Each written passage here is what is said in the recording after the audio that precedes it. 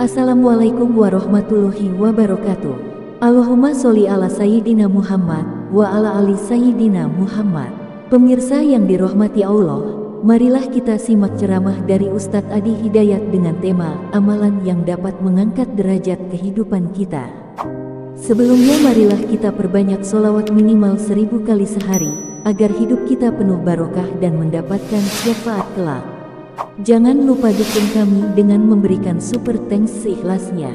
Marilah kita doakan agar Ustadz Adi Hidayat sekeluarga diberikan kesehatan dan kebahagiaan dunia dan akhirat. Amin ya robbal alamin. Ini untuk semua aspek. Saya berikan ijazah amalan dari guru-guru kami juga. Untuk semua aspek. Jadi kalau ilmu insya Allah meningkat lebih kuat. Kalau bisnis, kalau bekerja itu lebih lancar dan dilindungi oleh Allah. Ya, berkah. Kalau di birokrasi, di kedudukan, di apapun, itu pun diangkat oleh Allah dengan cara yang baik dan terhormat. Ya, karirnya di semua aspek. Satu sholat amalannya. Nah, bukan yang biasa. Bukan yang biasa. Kalau bisa jaga yang 40 rakaat yang sering saya sampaikan. 17 rakaat sholat fardu. Sudah?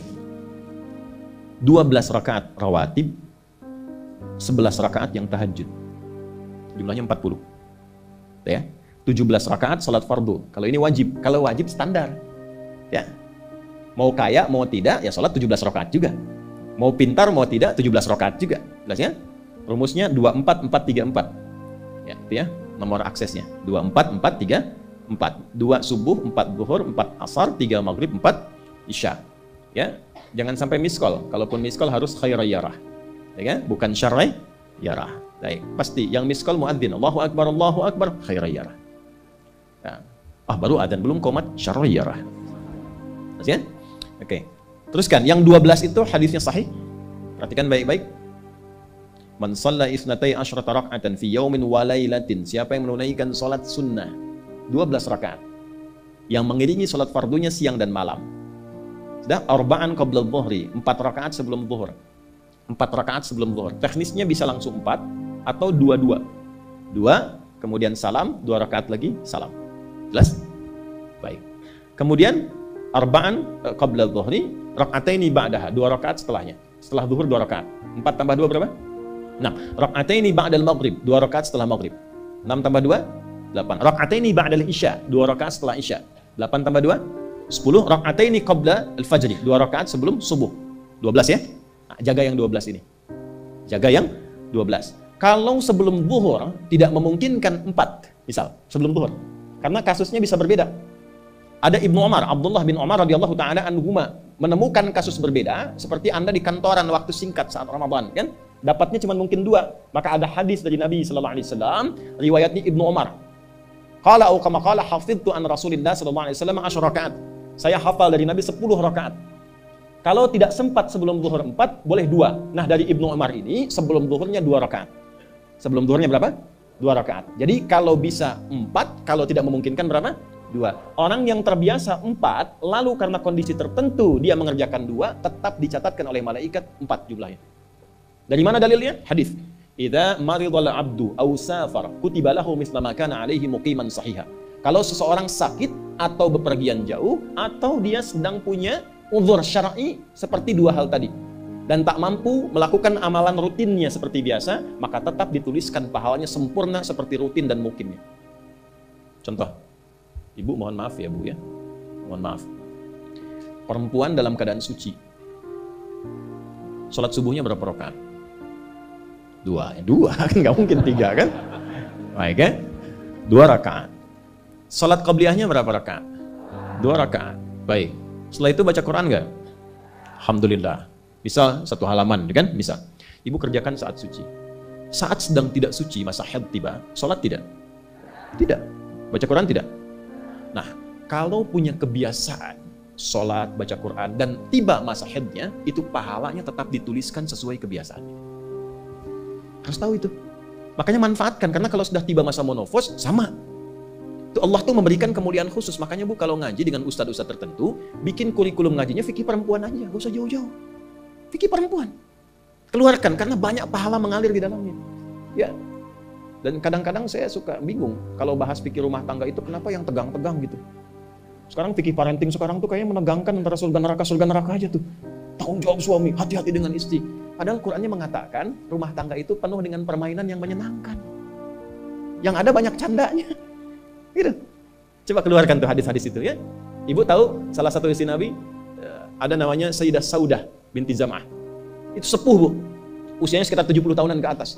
Dan beliau, Nabi SAW bangunkan rumahnya, itu kamarnya di samping Sayyidah Aisyah, dekat Raudah. Sepuhnya luar biasa, hobinya bikin makanan, masak. Satu kali, ketika beliau sedang ngolah tepung, Nabi pulang, pas kemudian bagiannya Sayyidah Saudah binti Zam'ah, datang sedang ngolah tepung, atau dalam riwayat atau kama hadas, itu dicolek tepungnya, bermain, bercanda, dicolekkan di keningnya, di kening istrinya. Itu sudah sepuh, dicolekkan, masih bercanda, masih tertawa. Kalau bahasa kita masih panggil sayang gitu. Kapan kakek nenek masih bilang sayang dan canda. Ini penuh dengan demikian ya. Ini yang mau saya kembalikan deh, ya nilai-nilai tadi. Jadi kembali ke sini, Bapak Ibu sekalian, kembali ke sini. Ya urutkan lagi, kita agak cepat masuk ke dalam pembagiannya. Detil pada pembahasan ini, satu salat 40 rakaat. Sudah? Yang fardu sudah dalilnya, yang rawatib sudah, terakhir yang 11 rakaat yang salat malam. Ya, 11 rakaat yang salat malam. Nah, ini 11 rakaat ini bisa warming up dulu 2 rakaat tanpa baca surat Al-Fatihah saja. Di Allahu Akbar langsung Al-Fatihah, tidak pakai iftitah, tidak pakai surat selain Al-Fatihah. Allahu Akbar, ya, a'udzubillahi minasyaitonir rajim. Bismillahirrahmanirrahim. Alhamdulillahirabbil alamin sampai waladhdallin, selesai amin langsung rukuk. 2 rakaat. Seperti itu. Itu namanya khafifatain. 2 salat ringan warming up untuk persiapan supaya hatinya itu bisa khusyuk, badannya bisa agak hangat sebelum memulai tahajud. Barulah kemudian tunaikan 2 rakaat setelah itu, 2 rakaat setelah itu, 2 rakaat setelah itu, ujungnya tutup dengan 1. Ya, itu riwayatnya ada dalam riwayat Abu Daud, nomor hadis 1367 dari Ibnu Abbas radhiyallahu taala anhuma. Ya, juga disampaikan dalam riwayat Ibnu Umar radhiyallahu taala anhuma ketika beliau mengatakan dari Nabi sallallahu alaihi wasallam, "Salatul laili mathna mathna, fa idza khasya ahadakumul fajra falyutir rak'atan wahidah." Kalau pengen mulai tahajud 2 rakaat dulu. Sampai merasa enak.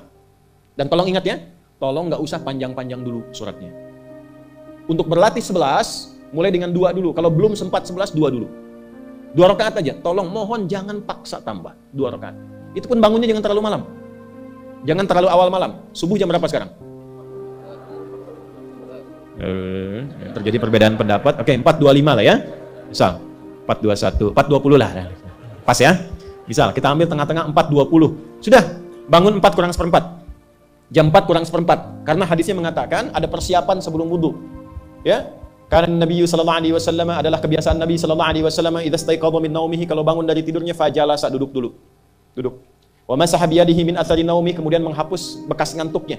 Ya, menghapus jejak ngantuk dengan bagian tangan yang bersih. Itu kan butuh waktu. Ya. 4.15 bangun. Duduk dulu, atur alarm. Ya, alarm mungkin ya 3.15, 3.30, ya, kemudian jam 4 terakhir. Alarm pertama untuk mematikan alarm kedua. Alarm kedua siap-siap, alarm ketiga sadar. Ya, kan begitu kan? Ya. Ya begitu, itu rumusnya. Nanti kalau sudah ayat tahajud, masuk Al-Isra, nanti saya jelaskan. Itu ada isyaratnya di Quran. Bukan isyarat alarm ya, tapi isyarat perjuangan kita untuk bangun. Jadi 4 kurang 15 itu adalah persiapan supaya jam 4 bisa wudhu. Ya, begitu jam 4, thumma dhahaba ila shinin mu'allaqah, pergi ke tempat kemudian berwudu, tempat tertutup, wudu, selesai, balik lagi, kan 4.20 adzan kan? Misalnya 4.10 mulai sholat. Kalau 2 rakaat kan nggak lama-lama. 5 menit, witirnya 1 menit, 3 menitnya istighfar, nunggu subuh. Ya, bacanya jangan tinggi-tinggi. Al-Falaq, An-Nas, witirnya Al-Ikhlas. Besoknya Anda sudah bosan, 4 rakaat. Ad-Duha, Al-Insyirah, Al-Falaq, An-Nas, Al-Ikhlas. Besoknya terus sampai bosan, tambah 6 rakaat, sampai konsisten 11. Jelas? Mulai dengan seperti itu, 11 tambah 12, kan berapa? 23 tambah 17, 40. Tolong jaga ini, selama hidup tunaikan aja. Kalau tidak percaya, silahkan coba, nanti lihat apa perubahan yang terjadi dalam kehidupan. Demi Allah saya katakan silahkan coba. Yang kedua Al-Quran. Yang kedua apa? Al-Quran. Kan ada 3 tadi ya? 1, salat, kedua, Al-Quran. Jangan lewatkan 1 hari tanpa baca Al-Quran. Walaupun hanya 1 ayat. Walaupun hanya 1 ayat. Walaupun keterlaluan sih 1 ayat itu. Ya. Alif Lam Mim, dah. Pesan Ustaz kan 1 ayat. Nun, dah. Okay. 1 halaman. Nah, biasanya begini, semakin banyak dibaca, semakin terjadi perubahan yang berbeda. Kalau ingin nguji begini, hari ini baca 1 halaman, besok baca 2 halaman. Nanti lihat perubahan yang terjadi antara hari ini dengan besok. Pasti ada pengaruh. Paling minimal, Allah akan jaga keadaan diri kita dari berbagai bentuk kegelisahan. Semua tenang aja. Ada masalah apapun, kasih ketenangan, kasih ketenangan. Dan ketenangan itu paling mudah melahirkan solusi. Jelas? Oke, 2, Al-Quran. 3 kira-kira apa? 3 apa kira-kira? 3, jaga wudhu. Gak pakai jaga wudhu. 1, sholat. 2, Al-Quran. 3 apa? Jaga wudhu. Apa dampak psikologisnya jaga wudhu? Tidak ingin batal wudhunya. Kalau orang tidak ingin batal, maaf kalau kebanyakan bohong batal tidak. Maksiat, itu batal maknawi. Makanya orang punya wudhu itu pasti kalau dia selalu jaga wudhunya akan terjaga dalam kebaikan. Karena fungsi wudhu salah satunya mencegah maksiat. Itulah sebabnya setelah wudhu kita doa taubat. Coba selesai wudhu kok taubat. Asyhadu an la ilaha illallah wa asyhadu anna Muhammadan Rasulullah. Kemudian Allahumma ja'alni minat tawwabin. Ya Allah, jadikan aku orang yang selalu taubat, bebas dari maksiat. Itulah rahasia wudhu. Salah satunya menjaga seseorang dari perbuatan maksiat. Ya, tidak bermaksiat, jaga wudhu. Saya itu banyak bercanda dengan keluarga, termasuk anak-anak. Bercanda terus, tapi serius dalam 3 hal. Sholat, Quran, dan jangan pernah bermaksiat. Itu kalau anak saya itu pegang, Bu, Pak, ini cerita aja ya. Pegang mushaf nggak benar aja, itu bisa saya lempar dari jauh. Minimal saya teriakin. Pegang mushaf nggak benar, bukan nggak baca. Pegang mushaf, misal mushaf harusnya begini, misalnya dia pegang begini, atau taruh di atas paha, kaki, siapa, itu bisa saya lempar dari jauh. Perbaiki. 3 itu serius. Ya, karena itu adalah sesuatu yang bisa merubah kehidupan kita, dan itu yang paling memuliakan kita dan dimuliakan kita dengan itu. Itu poinnya. Tapi yang lain kita bisa bercanda. Sholat, jangan main-main. Karena itu inti kebahagiaan hidup kita. Dan maksiat, itu yang paling fatal mengantarkan pada, kehidupan akhirat yang buruk. Neraka itu kan karena maksiat. Nah, 3 itu ya, tolong jaga nanti.